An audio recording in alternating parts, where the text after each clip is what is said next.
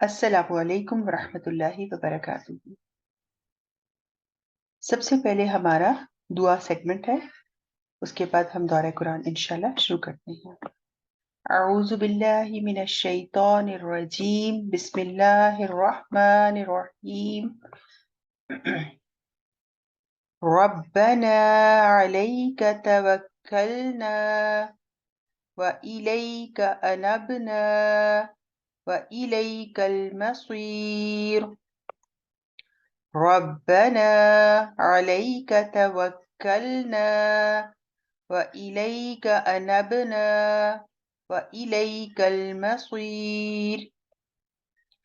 ए हमारे रब, तुझ पर हमने भरोसा किया और तेरी तरफ हमने रजू किया और तेरी ही तरफ लौटना है।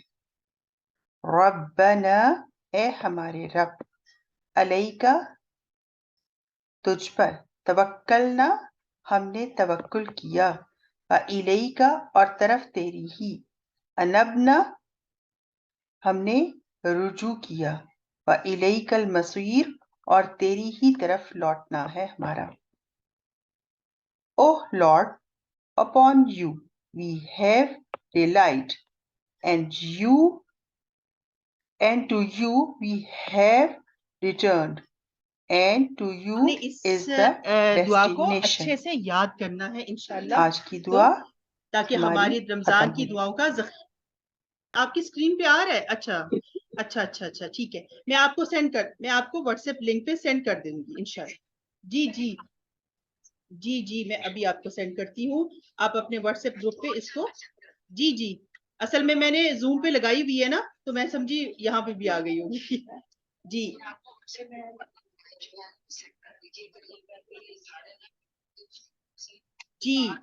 ٹھیک آپ کو مل گئی ہے، واٹس ایپ آپ لنک کھولیے، اس میں آپ کے پاس یہ آ گئی ہے انشاءاللہ۔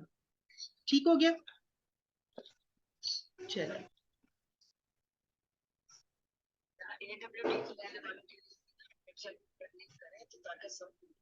انشاءاللہ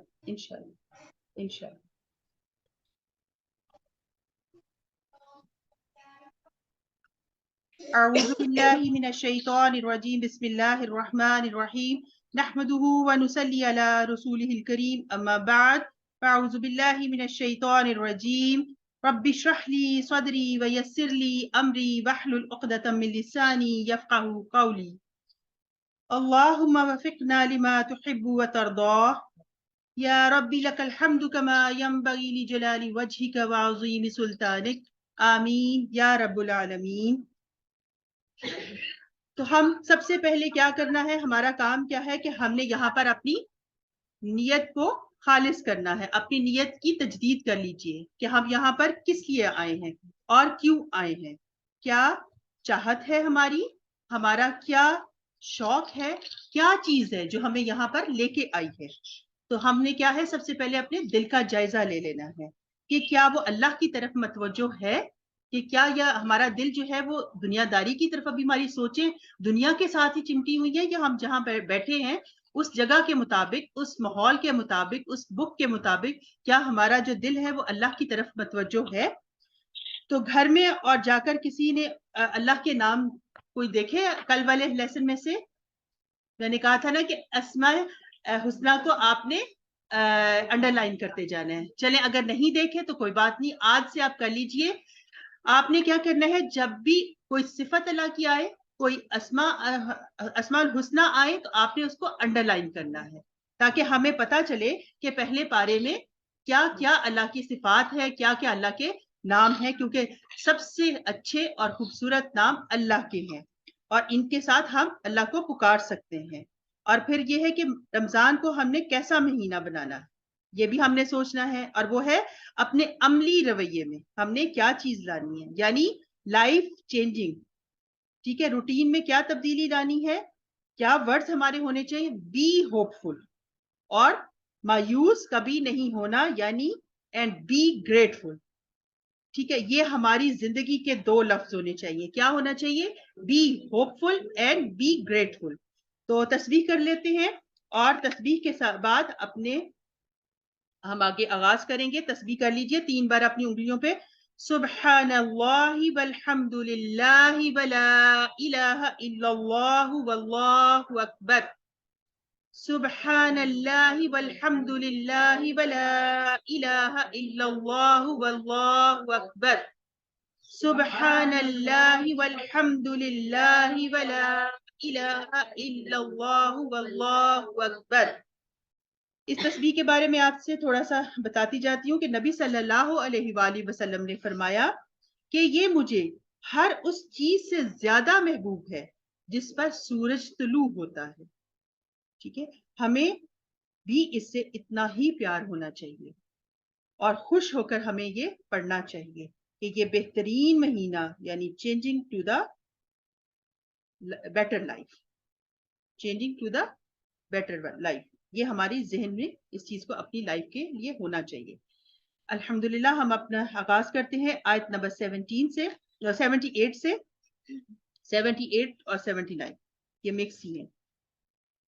فَوَيْلٌ لِّلَّذِينَ يَكْتُبُونَ الْكِتَابَ بِأَيْدِيهِمْ ثُمَّ يَقُولُونَ هَٰذَا مِنْ عِندِ اللَّهِ لِيَشْتَرُوا بِهِ ثَمَنًا قَلِيلًا فَوَيْلٌ لَّهُم مِّمَّا كَتَبَتْ أَيْدِيهِمْ وَوَيْلٌ لَّهُم مِّمَّا يَكْسِبُونَ.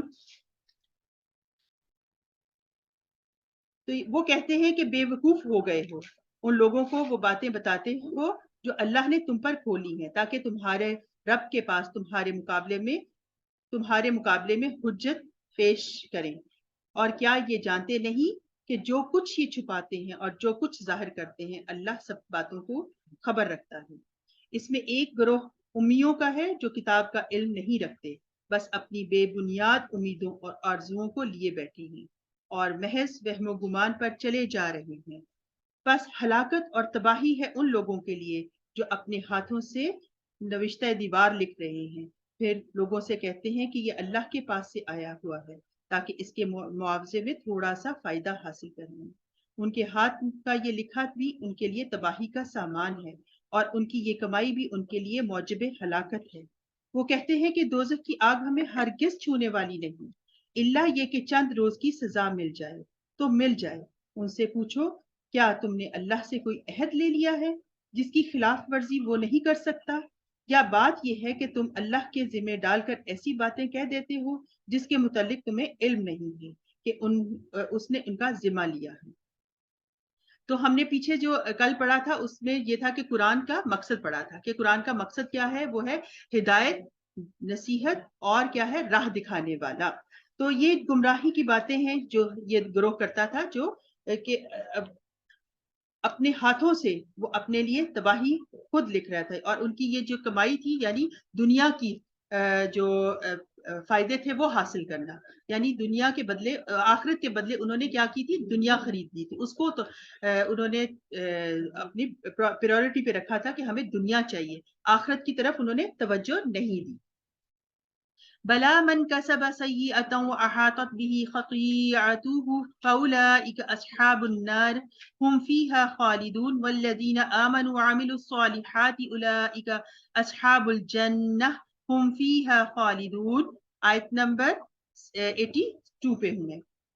اللہ نے آخر تمہیں دوزخ کی آگ کیوں نہ چھوئے گی، جو بھی بدی کمائے گا اور اپنی خطاکاریوں کے چکر میں پڑا رہے گا وہ دوزخی ہے اور دوزخ ہی میں وہ ہمیشہ رہے گا. اور جو لوگ ایمان لائیں گے اور نیک عمل کریں گے وہی جنتی ہیں اور جنت میں وہ ہمیشہ رہیں گے. تو اللہ تعالیٰ نے کیا یہاں پر کر دیا، دو راستے واضح کر دیے، ایک جنت کا راستہ اور ایک جہنم کا راستہ. توبہ نہ کرنے والوں کے لیے کیا ہے، جہنم کا راستہ ہے، اور اللہ کی عبادت کے بعد اللہ کی عبادت کرنے والوں کے لیے کیا ٹھکانہ ہے، جنت کا ٹھکانہ ہے. اب دیکھیں ساتھ ہی کیا ہو رہا ہے کہ اللہ کی عبادت کے بعد فوراً بندوں کے آگے حقوق بتائے جا رہے ہیں. ٹھیک ہے، ایک اللہ کی عبادت ساتھ ہی حقوق العباد کے ساتھ، اور حقوق اللہ اور حقوق العباد اکٹھے کر کے بتائے جا رہے ہیں یہاں پر. یاد کرو اسرائیل کی اولاد سے ہم نے پختہ عہد لیا تھا کہ اللہ کے سوا کسی کی عبادت نہ کرنا، ماں باپ کے ساتھ، رشتہ داروں کے ساتھ، یتیموں اور مسکینوں کے ساتھ نیک سلوک کرنا، لوگوں سے بھلی بات کہنا، نماز قائم کرنا اور زکوٰۃ دینا. مگر تھوڑے آدمیوں کے سوا تم سب اس عہد سے پھر گئے اور اب بھی پھرے ہوئے ہو. پھر یاد کرو ہم نے تم سے مضبوط عہد لیا تھا کہ آپس میں ایک دوسرے کا خون نہ بہانا اور نہ ایک دوسرے کو گھروں سے بے گھر کرنا. تم نے اس کا اقرار کیا تھا. تم خود اس پر گواہ تھے. مگر آج وہی تم ہو کہ اپنے بھائی بندوں کو قتل کرتے ہو اور اپنی برادری کے کچھ لوگوں کو بے خانما کر دیتے ہو، یعنی گھروں سے نکال دیتے ہو، اور ظلم و زیادتی کے ساتھ ان کے خلاف جتھے بندیاں کرتے ہو. تو اس میں کیا آ رہا ہے کہ ہم نے دیکھا کہ پہلے اللہ تعالیٰ اپنے بارے میں بتا رہے ہیں اور ساتھ ہی اللہ تعالیٰ نے بندوں کے حقوق کے بارے میں کہا ہے. اور یہاں پہ نماز کا ذکر بعد میں آیا ہے. سب سے پہلے کیا والدین کا ذکر پہلے آیا. تو اس سے ہمیں والدین کے ساتھ نیک سلوک کرنے کا پتہ چلتا ہے کہ اللہ تعالیٰ نے اس کو کتنا بڑا درجہ دیا ہے. اور جب وہ لڑائی میں پکڑے ہوئے تمہارے پاس آتے ہیں تو ان کی رہائی کے لیے فدیے کا لین دین کرتے ہو، حالانکہ انہیں ان کے گھروں سے نکالنا ہی سرے سے تم پر حرام تھا. تو کیا تم کتاب کے ایک حصے پر ایمان لاتے ہو اور دوسرے حصے کے ساتھ کفر کرتے ہو؟ یعنی اپنی پسند کی بات کو مان لیتے تھے اور جہاں پر اپنی پسند نہیں ہے وہاں پر کیا کرتے تھے؟ وہ چھوڑ دیتے تھے.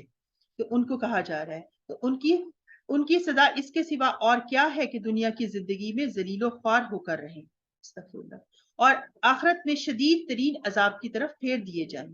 اللہ ان حرکات سے بے خبر نہیں ہے جو تم کر رہے ہو. یہ وہ لوگ ہیں جنہوں نے آخرت بیچ کر دنیا کی زندگی خرید لی، لہٰذا نہ ان کی سزا میں کوئی تخفیف ہوگی اور نہ انہیں کوئی مدد پہنچ سکے گی. ہم نے موسیٰ علیہ السلام کو کتاب دی، اس کے بعد پے در پے رسول بھیجے، آخر کار حضرت عیسیٰ ابن مریم کو روشن نشانیاں دے کر بھیجا اور روح پاک سے ان کی مدد کی. تو مسلمانوں کی جو رسوائی کا سبب ہے وہ کیا ہے کہ اپنے لیے تو ہر کوئی اچھا سوچتا ہے کہ میرے لیے تو یہ بہتر ہے. تو ہم کیا کرتے ہیں؟ ہم دوسروں کے لیے وہ نہیں سوچتے جو ہمیں سوچنا ہے، کیونکہ جو اپنے لیے سوچتے ہیں وہی دوسروں کے لیے سوچنا مومن کی شان ہے. تو مومن کیا ہو کہ دوسرے کے لیے برا نہیں سوچتا. أَفَكُلَّمَا جَاءَكُمْ رَسُولٌ بِهَا لَا تَهْوَىٰ أَنفُسُكُمْ مُسْتَكْبَرْتُمْ فَفَرِيقًا كَذَّبْتُمْ فَرِيقًا تَقْتُلُونَ وَقَالُوا قُلُوبُنَا غُلْفٌ بَل لَّعَنَهُمُ اللَّهُ بِكُفْرِهِمْ فَقِيلًا مَّا يُؤْمِنُونَ. پھر یہ تمہارا کیا ڈھنگ ہے کہ جب بھی کوئی رسول تمہاری خواہشات نفس کے خلاف کوئی چیز لے کر تمہارے پاس آیا تو تم نے اس کے مقابلے میں سرکشی ہی کی، کسی کو جھٹلایا اور کسی کو قتل کر ڈالا. وہ کہتے ہیں ہمارے دل محفوظ ہیں. نہیں، اصل بات یہ ہے کہ ان کے کفر کی وجہ سے ان پر اللہ کی پھٹکار پڑی ہوئی ہے، اس لیے وہ کم ہی ایمان لاتے ہیں. تو یہاں پر کیا ہے کہ بنی اسرائیل کی خرابیوں جو ہیں ان کا ذکر کیا جا رہا ہے کہ ان کے دل میں کیا کیا خرابیاں تھیں. تو پھر ہے کہ خواہشات کی وہ کیا کرتے تھے؟ ان کی سب سے مین جو خرابی تھی نا وہ خواہشات کی پیروی. آج ہم اپنا بھی حال دیکھ لیں کہ کیا ہم ان سے کہیں علیحدہ ہیں؟ تو ہماری خواہشات ہماری سب سے پہلے آگے آ رہی ہیں. تو یہ بنی اسرائیل کی خرابیوں کا ذکر یہاں پہ ہو رہا ہے اور ان کی سب سے جو بڑی خرابی تھی وہ خواہشات کی پیروی ہے. اور اب جو ایک کتاب اللہ کی طرف سے ان کے پاس آئی ہے اس کے ساتھ ان کا کیا برتاؤ ہے، باوجود یہ کہ وہ اس کتاب کی تصدیق کرتی ہے جو ان کے پاس پہلے سے موجود تھی، باوجود یہ کہ اس کی آمد سے پہلے وہ خود کفار کے مقابلے میں فتح نصرت کی دعائیں مانگا کرتے تھے. کیونکہ جب وہ نبی صلی اللہ علیہ وسلم اور کے آنے سے پہلے وہ خود مانگا کرتے تھے کہ اللہ تعالیٰ ہمارے درمیان میں ایک نبی ایسا بھیجے جو ہمیں صحیح راستہ دکھائے. مگر جب وہ چیز آ گئی جسے وہ پہچان بھی گئے تو انہوں نے اسے ماننے سے انکار کر دیا. خدا کی لعنت ان منکرین پر. کیسا برا ذریعہ ہے جس سے یہ اپنے نفس کی تسلی حاصل کرتے ہیں کہ جو ہدایت اللہ نے نازل کی ہے اس کو قبول کرنے سے صرف اس ضد کی بنا پر انکار کر رہے ہیں کہ اللہ نے اپنے فضل وحی و رسالت سے اپنے جس بندے کو خود چاہا نوازا، لہٰذا اب یہ غضب بالائے غضب کے مستحق ہو گئے ہیں اور ایسے کافروں کے لیے سخت ذلت آمیز سزا مقرر ہے. جب ان سے کہا جاتا ہے کہ جو کچھ اللہ نے نازل کیا ہے اس پر ایمان لاؤ تو وہ کہتے ہیں ہم تو صرف اس چیز پر ایمان لاتے ہیں جو ہمارے ہاں یعنی بنی اسرائیل میں اتری ہے. اس دائرے کے باہر جو کچھ ہے اسے ماننے سے وہ انکار کرتے ہیں، حالانکہ وہ حق ہے اور اس تعلیم کی تصدیق و تائید کر رہا ہے جو ان کے ہاں پہلے سے موجود تھی. اچھا ان سے کہو اگر تم اس تعلیم ہی پر ایمان رکھنے والے ہو تو جو تمہارے پاس آئی تھی تو اس سے پہلے اللہ کے ان پیغمبروں کو جو خود بنی اسرائیل میں پیدا ہوئے تھے کیوں قتل کرتے رہے ہو؟ تمہارے پاس موسیٰ علیہ السلام کیسی کیسی روشن نشانیاں لے کر آئے، پھر بھی تم ایسے ظالم تھے کہ اس کے پیٹھ موڑتے ہی بچڑے کو معبود بنا بیٹھے۔ پھر ذرا اس میثاق کو یاد کرو جو طور کو تمہارے اوپر اٹھا کر ہم نے تم سے لیا تھا۔ دیکھیں اللہ کیسے بار بار بار بار اپنی رحمتوں کا ذکر کریں کہ میں نے کیسے کیسے تم لوگ کو منع کیا، کیسے کیسے معاف کیا، لیکن تم لوگ کیا پھر بھی وہی حرکتیں کر رہے ہو، چھوڑ نہیں رہے ہو۔ تو انسان جو ہے وہ اس کے لیے کوئی نہ کوئی جو دوسرا انسان ہوتا ہے نا وہ آزمائش کا باعث بنا رہتا ہے۔ تو حق کو کبھی بھی انسانوں کی خاطر ہم نے نہیں چھوڑنا۔ یہ نہیں ہے کہ یہ فلانا انسان جو ہے یا فلانا شخص جو ہے ہم سے ناراض ہو جائے گا، ہم اللہ کی یہ بات نہ مانیں، ٹھیک ہے یہ بات مان لیں اس کو خوش کرنے کے لیے، تو ہم نے کیا کرنا ہے اس آزمائش میں سے اس طرح نکلنا ہے کہ ہم نے ہر بات قرآن کی جو ہے وہ ماننی ہے، کسی انسان کے لیے اپنے دین کو نہیں چھوڑنا ہے۔ اور یہ ہے کہ مقصد کو اپنے سامنے رکھیں، کیونکہ بنی اسرائیل جو تھے وہ اپنی ضد کی وجہ سے ان کی یہ حالت ہوئی، وہ اللہ کے نافرمان ٹھہرے، ان کے اندر جو ضد تھی انہوں نے ان کو اس حال تک پہنچایا۔ ان کی سختی کے ساتھ پابندی کرو اور کان لگا کر سنو۔ وَأُشْرِبُوا فِي قُلُوبِهِمُ الْعِجْلَ بِكُفْرِهِمْ قُلْ بِئْسَ مَا يَأْمُرُكُمْ بِهِ إِيمَانُكُمْ إِن كُنتُم مُؤْمِنِينَ۔ 93 آیت پہ میں ہوں۔ تمہارے اسلاف نے کہا کہ ہم نے سن لیا مگر مانیں گے نہیں، اور ان کی باطل پرستی کا یہ حال تھا کہ دلوں میں ان کے بچڑا ہی بسا ہوا تھا۔ کہو اگر تم مومن ہو تو یہ عجیب ایمان ہے، کہو کہ تم اگر مومن ہو تو یہ عجیب ایمان ہے جو ایسی بری حرکات کا تمہیں حکم دیتا ہے۔ ان سے کہو اگر باقی اللہ کے نزدیک آخرت کا گھر تمام انسانوں کو چھوڑ کر صرف تمہارے لیے ہی مخصوص ہے، تب تو تمہیں چاہیے کہ موت کی تمنا کرو، اور اگر اپنے اس خیال میں سچے ہو یقین جانو کہ یہ کبھی اس کی تمنا نہ کریں گے، اس لیے کہ اپنے ہاتھوں جو کچھ کما کر انہوں نے وہاں بھیجا ہے اس کا اقتضا یہی ہے کہ وہ وہاں جانے کی تمنا نہ کریں۔ اللہ ان ظالموں کے حال سے خوب واقف ہے۔ تم انہیں سب سے بڑھ کر جینے کا حریص پاؤ گے، حتیٰ کہ یہ اس معاملے میں مشرکوں سے بھی آگے بڑھے ہوئے ہیں۔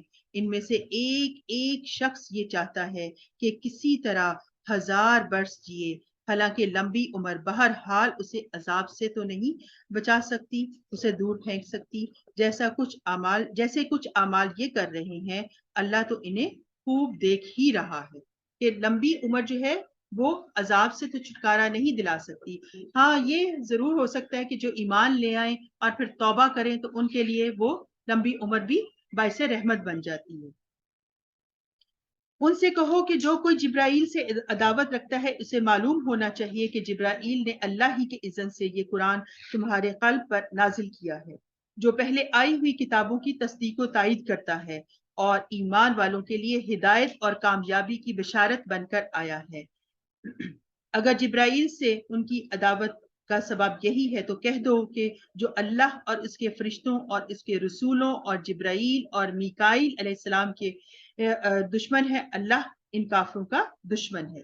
تو یہاں پر کیا ہے کہ جبرائیل علیہ السلام سے عداوت کی بات ہو رہی ہے، نبی صلی اللہ علیہ وآلہ وسلم اور کتاب پر ایمان لانے کا کہا جا رہا ہے۔ تو انہوں نے پوچھا کہ یہ کتاب آپ کے پاس کیسے آئی؟ تو کہا گیا کہ یہ جبرائیل علیہ السلام کے ذریعے۔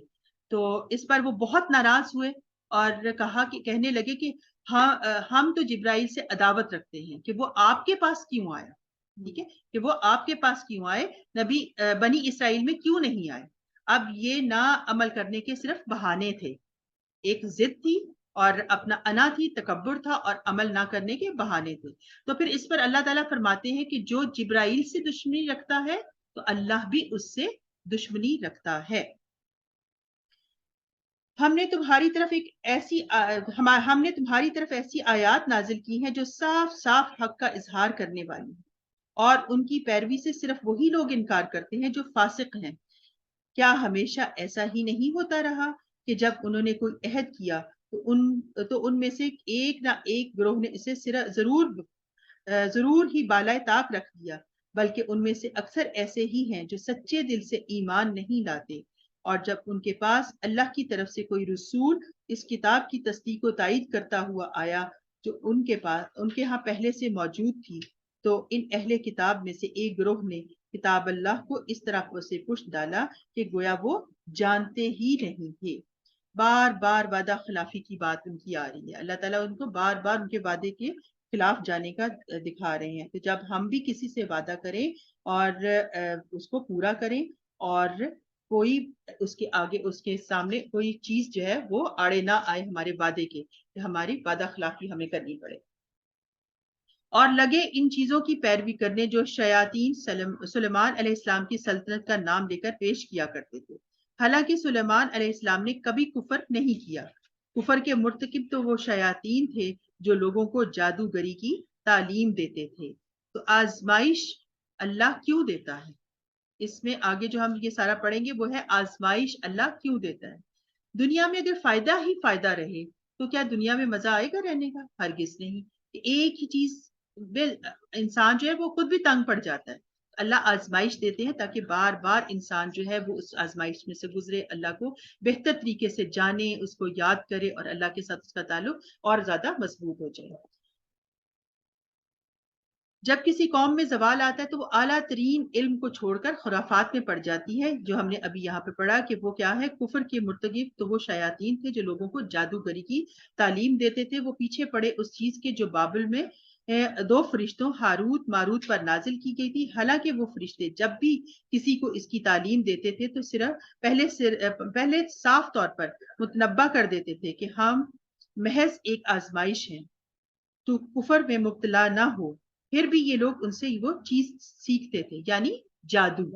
ٹھیک ہے، تو اب یہ ہے کہ جب کسی قوم پر زوال آتا ہے تو وہ کیا کرتی ہے، وہ اعلیٰ تعلیم کو، اعلیٰ روایات کو، اقتدار کو چھوڑ کر کیا کرتے ہیں، وہ خرافات میں چلے جاتے ہیں، وہ جادو ٹونے اور ان چیزوں میں دلچسپیاں لینے لگ جاتے ہیں۔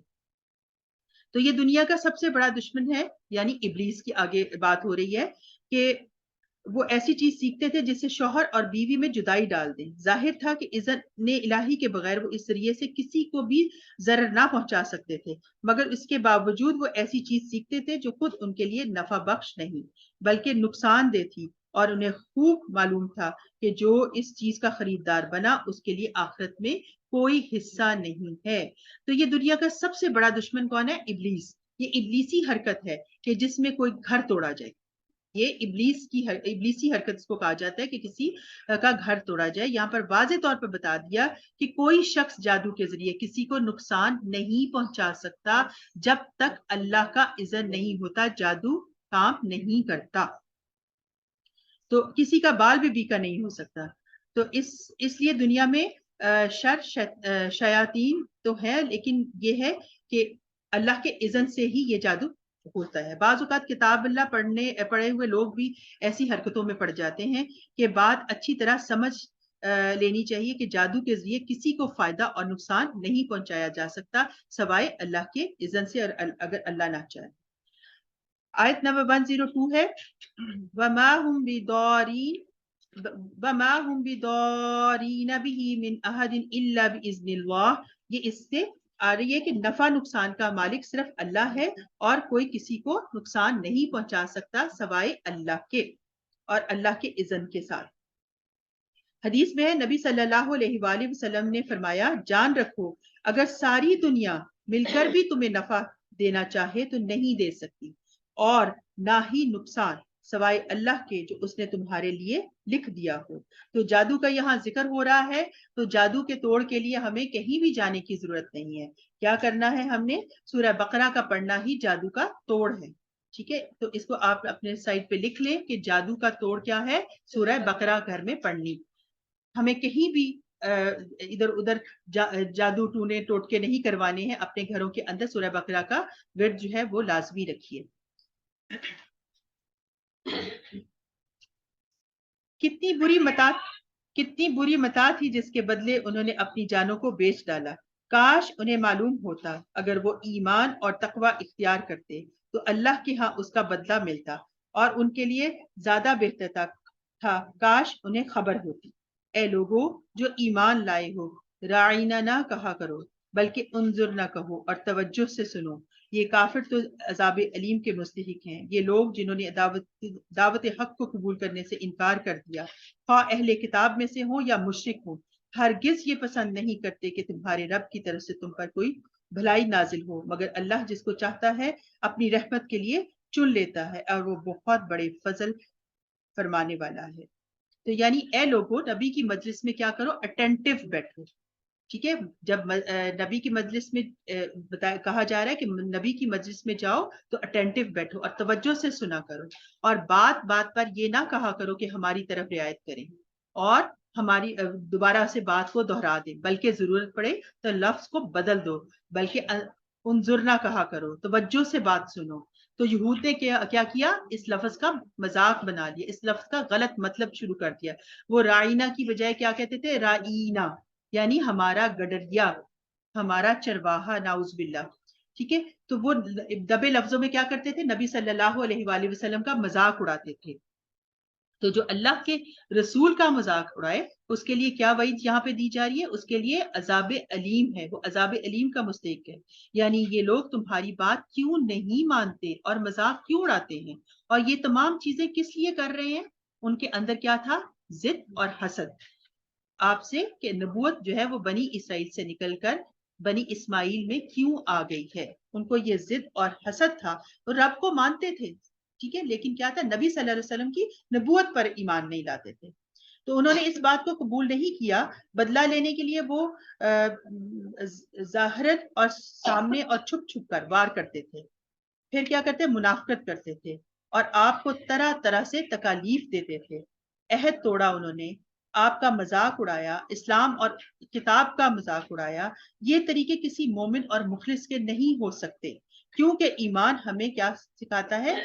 ادب سکھاتا ہے، اور شاعر اللہ کا ادب کرنا سکھاتا ہے. ادب ہمارے دین کا حصہ ہے. ادب جو ہے وہ ہمارے دین کا حصہ ہے، اور ہمیں اپنے اولادوں کے اندر بھی اس چیز کو اجاگر کرنا چاہیے. آج کل ہماری جو نئی نسل ہے وہ ادب سے بہت زیادہ دور ہوتی جا رہی ہے. تو دیکھیں کہ اس میں نبی صلی اللہ علیہ وآلہ وسلم کی مجلس پہ بیٹھنے کا طریقہ کیا ہے؟ اٹینٹو. اور پھر کیا ہے کہ کس طریقے سے بات کرنی ہے، کس طریقے سے بات کو بیچ میں کاٹنا نہیں ہے، بار بار تنگ نہیں کرنا ہے. تو یہ سارے آداب جو ہیں وہ ہمیں اپنے بچوں کو بھی ضرور بتانے چاہیے تاکہ ان کی بھی اصلاح ہو سکے. علم حاصل کرنے کے ساتھ ادب بھی ہمیں سیکھنا ہے.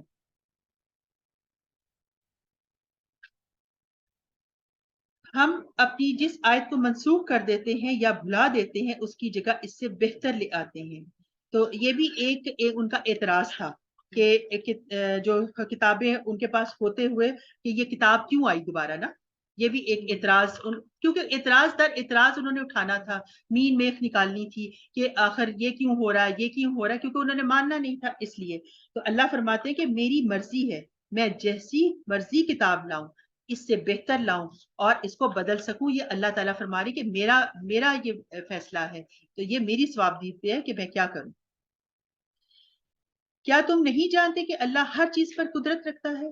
کیا تمہیں خبر نہیں ہے کہ زمین اور آسمانوں کی فرما روائی اللہ ہی کے لیے ہے، اور اس کے سوا کوئی تمہاری خبر گیری کرنے اور تمہاری مدد کرنے والا نہیں ہے. پھر کیا تم اپنے رسول سے اس قسم کے سوالات اور مطالبے کرنا چاہتے ہو جیسے اس سے پہلے موسیٰ علیہ السلام سے کیے جا چکے ہیں؟ حالانکہ جس شخص نے ایمان کی روش کو کفر کی روش سے بدل لیا وہ راہ راست سے بھٹک گیا.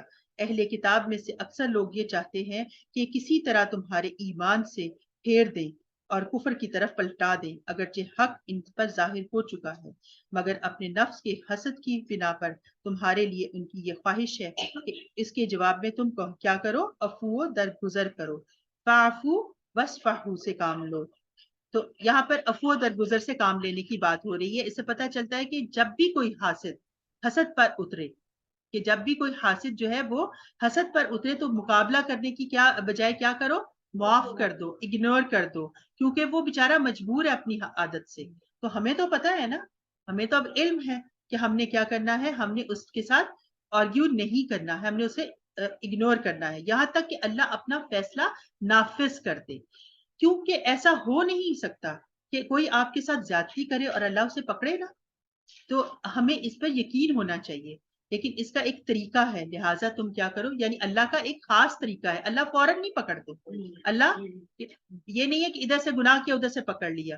تو اس کا ایک طریقہ ہے اللہ کا ایک. تو اس لیے کیا کرتے جاؤ، فاعفو واصفحو حتی یأتی اللہ بامرہ ان اللہ علی کل شیء قدیر، کہ معاف کرتے جاؤ یہاں تک کہ اللہ کا فیصلہ آ جائے، اور بے شک اللہ تعالیٰ بہت جلد انتقام لینے والا ہے اور ہر چیز پر قادر ہے. تو اللہ تعالیٰ کہتے ہیں ہم جلد بدلے اور انتقام پر کیوں نہیں اترتے، کیونکہ اللہ تعالیٰ بدلہ لے سکتے ہیں، لیکن اللہ چاہتے ہیں کہ انسان توبہ کا رستہ اختیار کرے. یہ کیا ہے، یہ اللہ کی صفت ہے. پھر اللہ کی صفت یہاں پر کیا آ گئی ہے، کل شیء قدیر. ٹھیک ہے، یہ اللہ کی صفت ہے. اور معاف اور درگزر کرنا مومن کی بھی صفت ہے. تو کوئی بڑا کام ہو نہیں سکتا، کوئی بھی کام ہم اس بڑے کام کو نہیں کر سکتے. فرض کریں ہم ایک یہاں پہ جماعت کے طور پہ بیٹھے ہیں، اگر ہمیں کسی کی ایک کی بھی کوئی چیز بری لگتی ہے تو ہم نے کیا کرنا ہے، درگزر کرنا ہے. کیونکہ ہم نے بڑے کام، ہمارے آگے گول جو ہے وہ چھوٹی چھوٹی باتیں نہیں ہے. ہمارا گول کیا ہے، ہمارا گول ہے اس کو تقوی حاصل کرنا ہے. ہم نے پورا مہینہ یہاں بیٹھ کے اللہ کی کتاب کا علم حاصل کرنا ہے. تو ہمارے گول بہت بڑے ہیں، چھوٹی چھوٹی باتیں نہیں ہیں جو ہمیں تنگ کریں. تو یہی ہماری عام زندگی میں بھی روٹین ہونی چاہیے. تو کیا ہے کہ اس کے جواب میں تم عفو و درگزر سے کام لو یہاں تک کہ اللہ خود ہی اپنا فیصلہ نافذ کر دے. مطمئن رہو کہ اللہ تعالیٰ ہر چیز پر قادر ہے. اللہ تعالیٰ ہر چیز پر قدرت رکھتے ہیں. نماز قائم کرو اور زکوٰۃ دو. پھر نماز قائم کرو، قائم کرنی ہے ہم نے نماز پڑھنی نہیں ہے، ہم نے قائم کرنی ہے. تو اپنی عاقبت کے لیے جو بھلائی کما کر آگے بھیجو گے اللہ کے ہاں اسے موجود پاؤ گے. جو کچھ تم کرتے ہو وہ سب اللہ کی نظر میں ہے. ان کا کہنا ہے کہ کوئی شخص جنت میں نہ جائے گا جب تک کہ وہ یہودی نہ ہو یا عیسائی، یا عیسائیوں کے خیال کے مطابق عیسائی نہ ہو. تو یہاں پر ایک اور ان کے ہاں مشکل تھی. یہاں پر کیا آ رہا ہے، دوسری چیز ایک اور آ رہی، فرقہ واریت.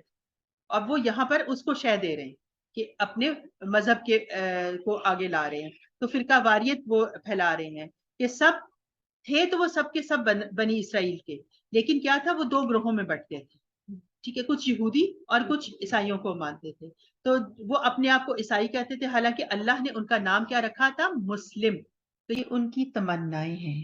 انہوں نے نہ صرف اپنے نام رکھے ہوئے تھے بلکہ وہ کہتے تھے کہ حق پر ہم ہی ہیں، باقی سب باطل، اور جنت میں صرف ہم جائیں گے. ان کی تمنائیں ہیں. انہوں نے نہ صرف اپنے نام رکھے ہوئے تھے بلکہ وہ کہتے تھے کہ حق پر ہم ہی ہیں، باقی سب باطل اور جہنم میں جانے والے ہیں، اور جنت میں صرف ہم ہی جائیں گے.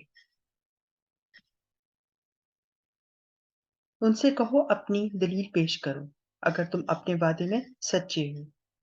دراصل نہ تمہاری کوئی کچھ خصوصیت ہے اور نہ کسی اور کی. حق یہ ہے کہ جو بھی اپنی ہستی کو اللہ کی اطاعت میں سونپ دے اور عملاً نیک روش پر چلے، اس کے لیے اس کے رب کے پاس اس کا اجر ہے، اور ایسے لوگوں کے لیے کسی خوف یا رنج کا کوئی موقع نہیں. یہاں پر کیا ہو رہا ہے کہ پھر بات عمل صالح کی آ رہی ہے. عمل صالح کیا ہے؟ احسان کے درجے پر کیا جانے والا عمل. یہودی کہتے ہیں عیسائیوں کے پاس کچھ نہیں، عیسائی کہتے ہیں یہودیوں کے پاس کچھ نہیں، حالانکہ دونوں ہی کتاب پڑھتے ہیں، اور اسی قسم کے دعوے ان لوگوں کے بھی ہیں جن کے پاس اس کتاب کا علم نہیں.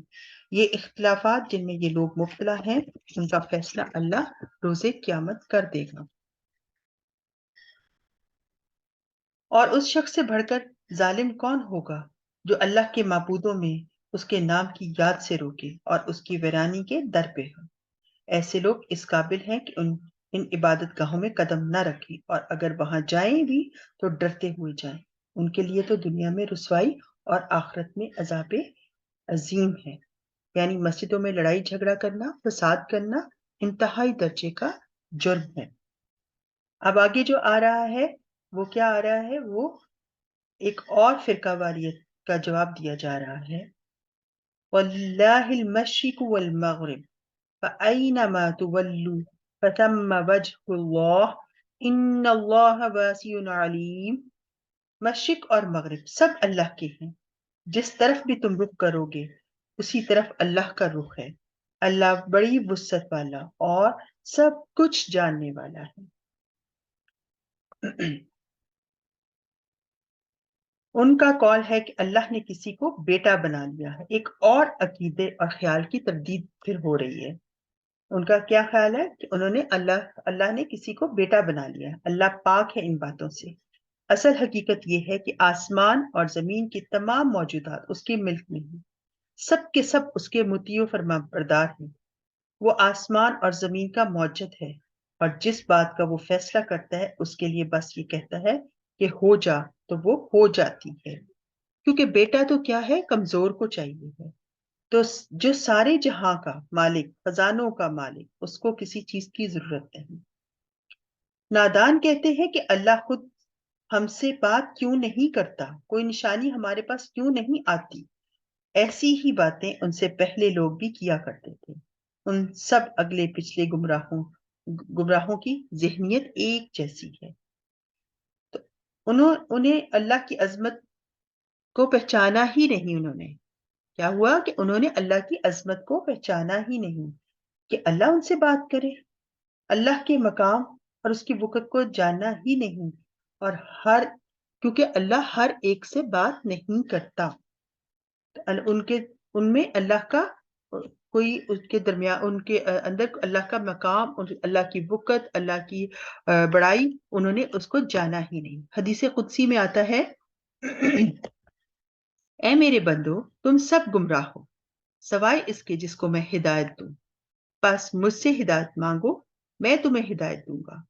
ہم سب کو اللہ سے ہدایت مانگنی ہے، اس لیے نماز میں اہدنا الصراط پورے شعور کے ساتھ پڑھیے، کیونکہ جسے اللہ گمراہ کر دے اسے کوئی ہدایت نہیں دے سکتا۔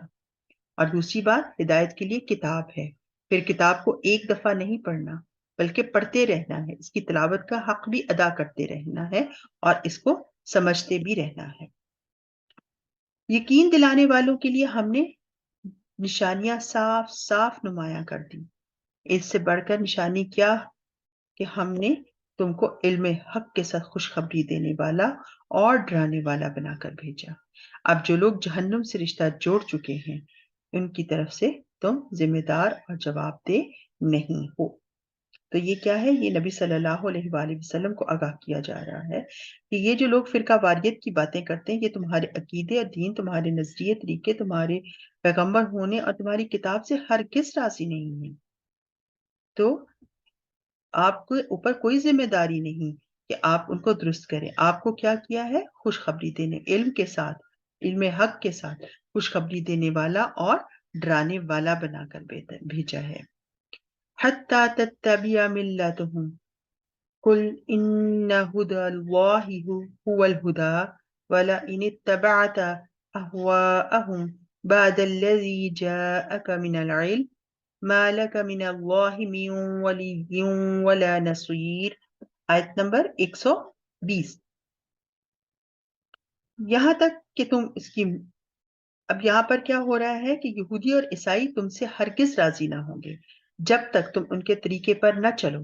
صاف کہہ دو کہ راستہ بس وہی ہے جو اللہ نے بتا دیا، ورنہ اگر اس علم کے بعد جو تمہارے پاس آ چکا ہے تم نے ان کے خواہشات کی پیروی کی تو اللہ کی پکڑ سے بچانے والا کوئی دوست، کوئی مددگار تمہارے لیے نہیں ہے۔ جن لوگوں کو ہم نے کتاب دی ہے وہ اسے اس طرح پڑھتے ہیں جیسا کہ پڑھنے کا حق ہے، اور اس قرآن پر سچے دل سے ایمان لے آتے ہیں، اور جو اس کے ساتھ کفر کا رویہ اختیار کرتے ہیں دراصل وہی نقصان اٹھانے والے ہیں۔ تو یہاں پر کیا نبی صلی اللہ علیہ وسلم کو بتایا جا رہا ہے کہ یہاں وہ اس وقت خوش ہوں گے کہ آپ ان کی ملت کے طریقے کی پیروی کریں۔ نبی کو بتا دیا گیا کہ یہ تم سے خوش ہو ہی نہیں سکتے، ہاں ایک صورت میں خوش ہوں گے کہ تم اپنا دین چھوڑ دو۔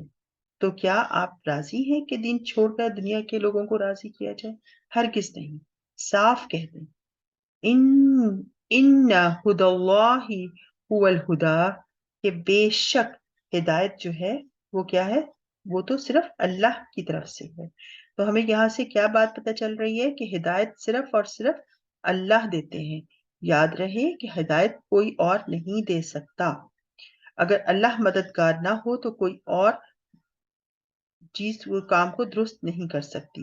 اور قرآن کو ہم کیسے ہم اور قرآن کو پڑھنے کا طریقہ کیا ہے کہ صحیح طور پر سمجھ کر حقیقی ایمان کے ساتھ. اور حقیقی ایمان کون سا ہے؟ جو اس کو پڑھ کر ایمان لاتے ہیں، یعنی قرآن کو پڑھ کر جو ایمان لاتے ہیں وہ ہے صحیح ایمان.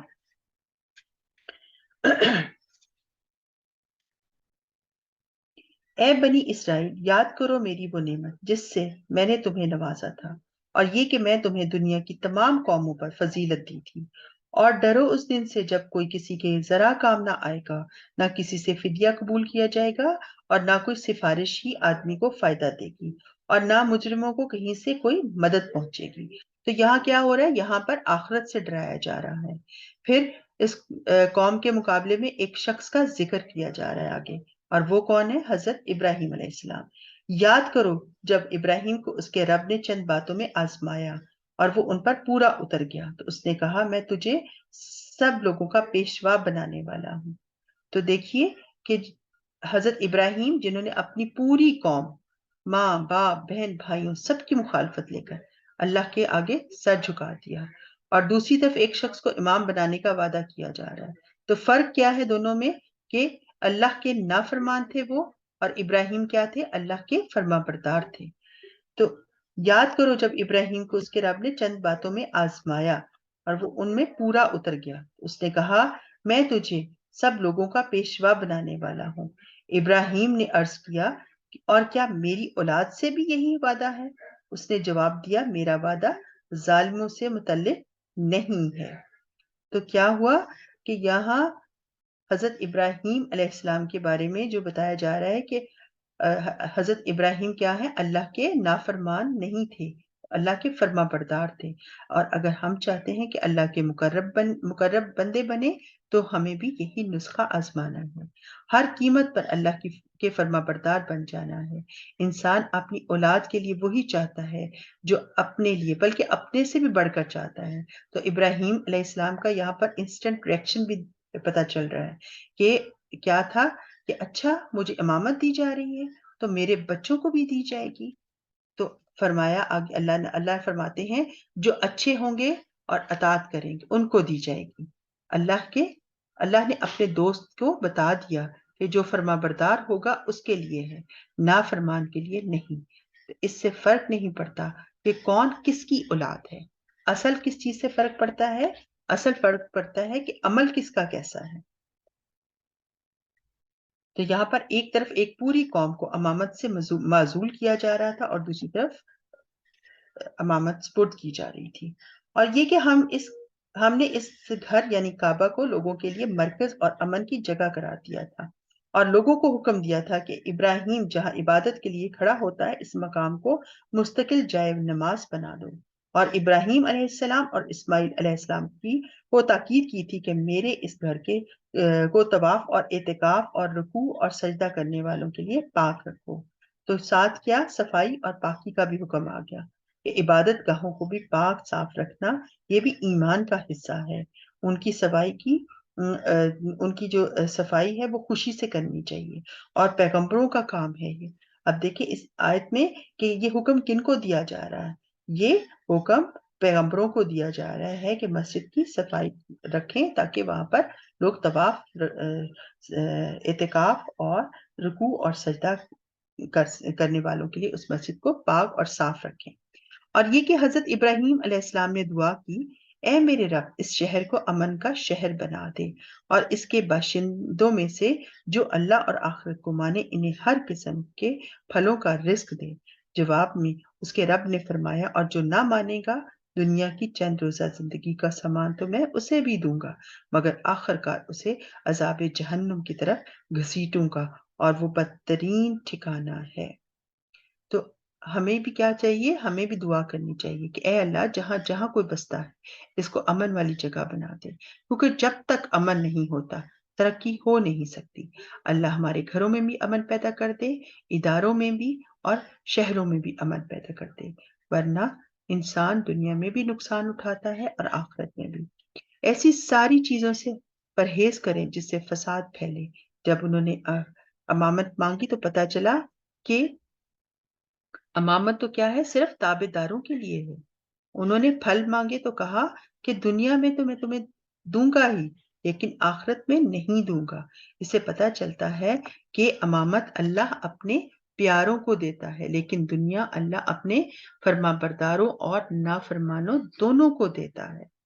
تو ہمیں اس چیز کو بہت غور اور دھیان سے دیکھنا ہے کہ کیا ہے، امامت کس کو ملتی ہے؟ اللہ کے پیاروں کو، اللہ کے فرما برداروں کو. لیکن اللہ کی رحمت جو ہے وہ وسیع ہے، وہ پھیلی ہوئی ہے اور وہ ہر ایک کے لیے ہے.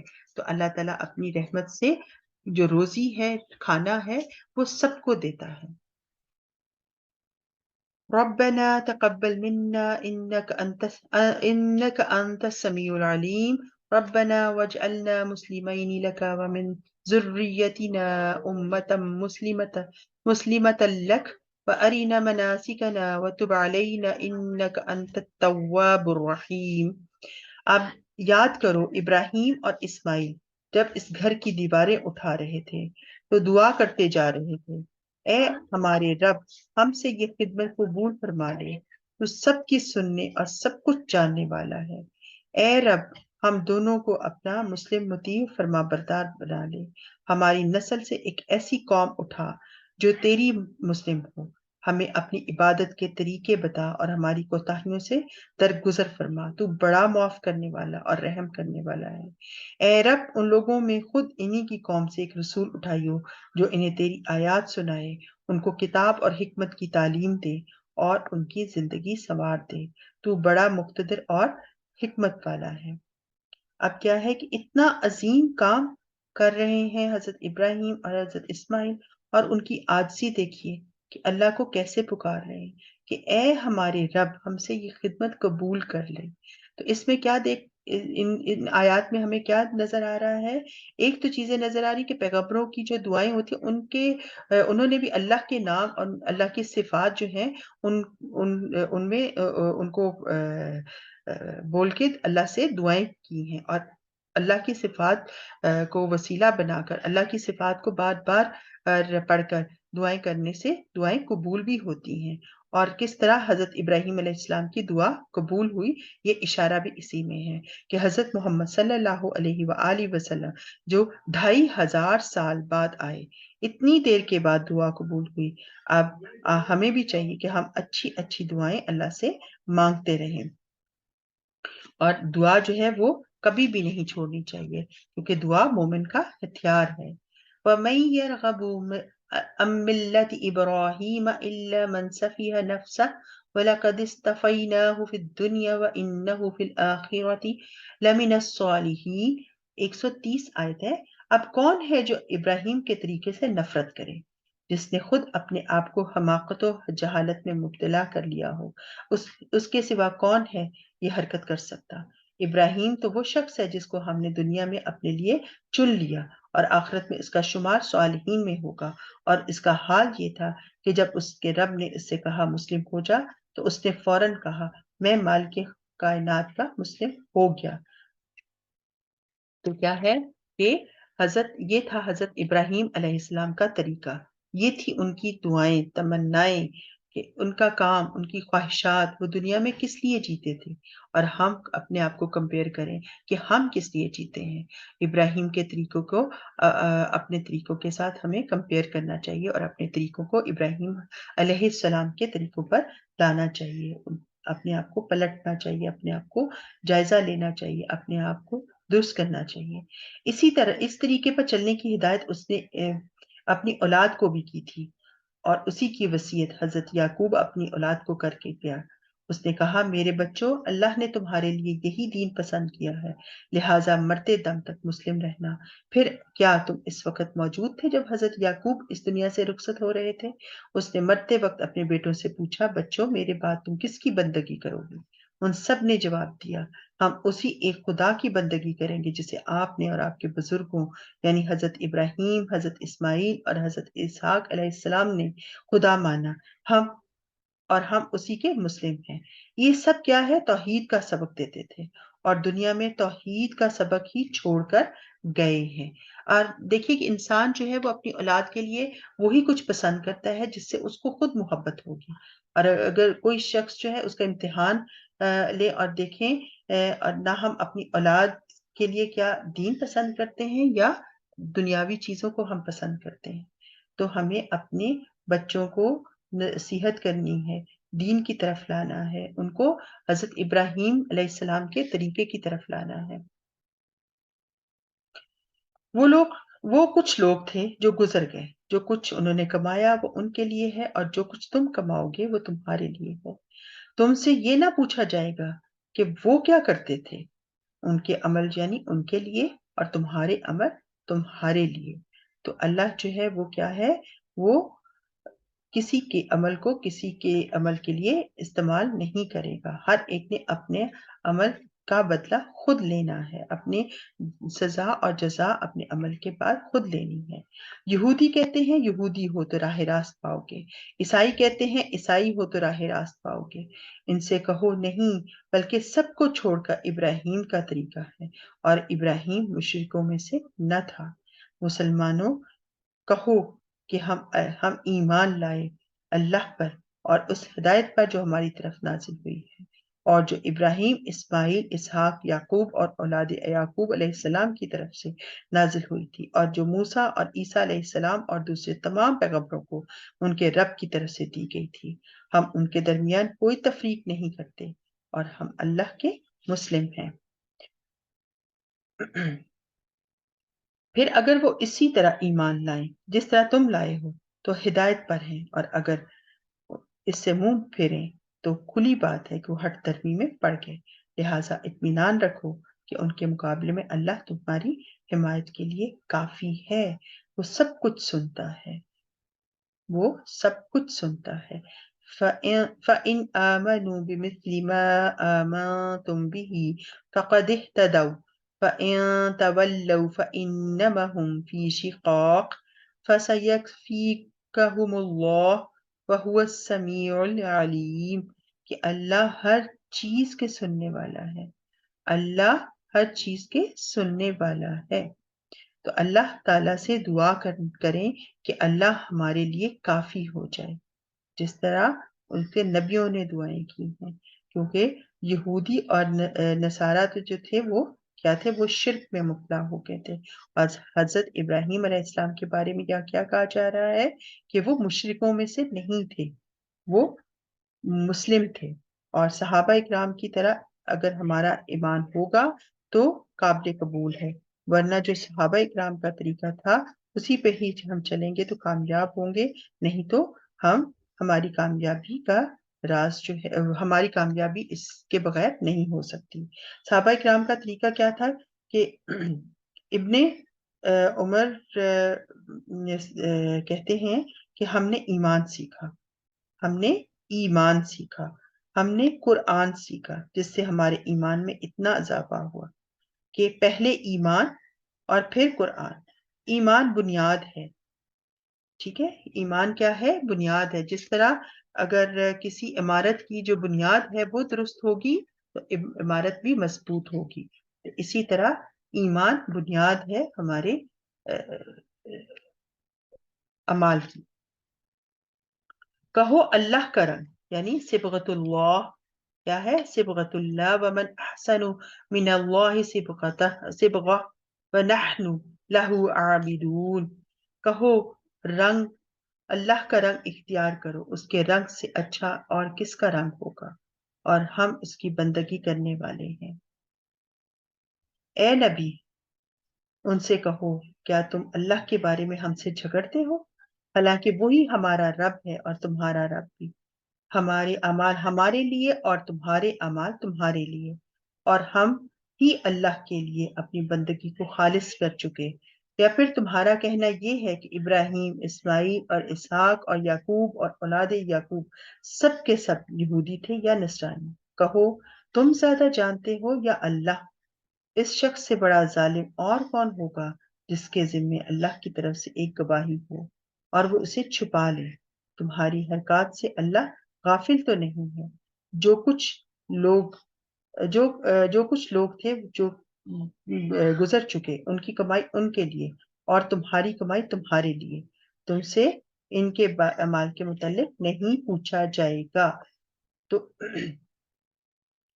کس گواہی کو چھپاتے تھے؟ یہاں پر جو آیا ہے گواہی کو چھپانا، نبی صلی اللہ علیہ وآلہ وسلم کی آمد کی گواہی، ان کی نبوت کی گواہی، کیونکہ وہ فرقہ واریت میں مبتلا تھے اور انہوں نے مسلم ہونے کے علاوہ اپنے کئی اور نام رکھے ہوئے تھے۔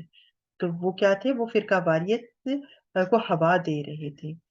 اور ہمارا پیغام بھی یہی ہونا چاہیے کہ ہم اللہ کی فرمان برداری کریں اور ہمیں پیغمبروں کا جو ہمیں پیغمبر ہمیں جو پیغام دے کے گئے ہیں کہ اللہ ہی ہے اور اسی کی فرمان برداری ہم نے کرنی ہے تو کامیابی ہمارا راستہ چنے گی۔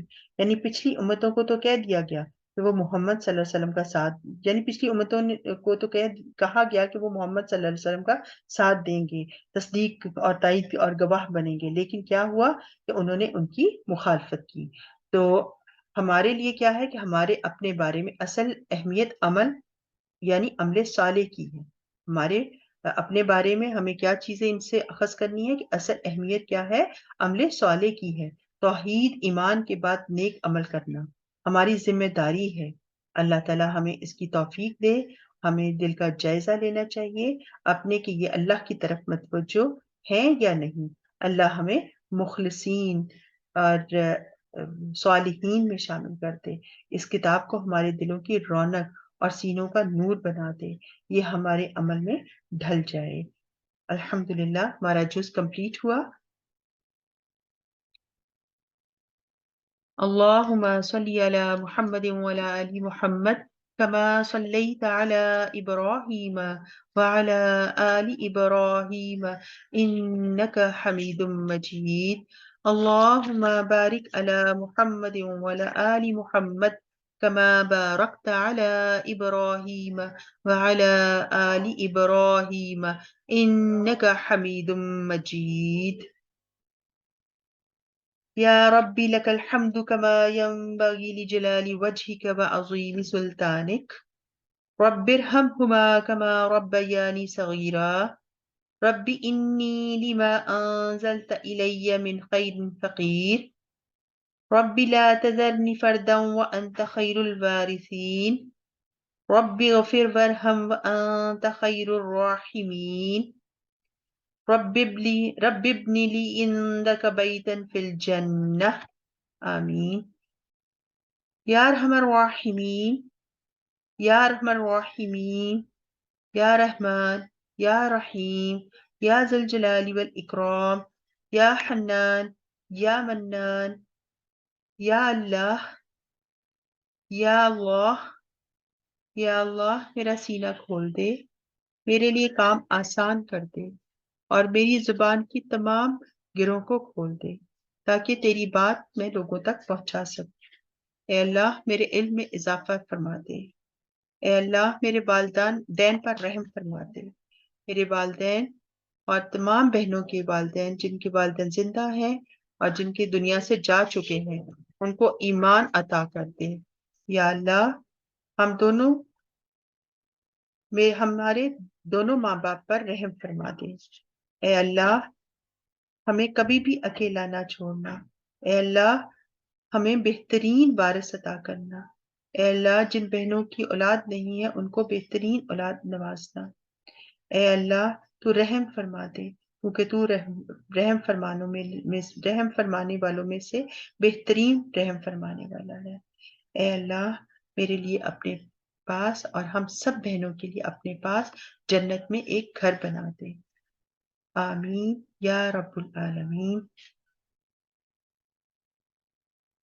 سبحانك اللهم وبحمدك أشهد أن لا إله إلا أنت وأستغفرك وأتوب إليك۔ السلام علیکم ورحمۃ اللہ وبرکاتہ۔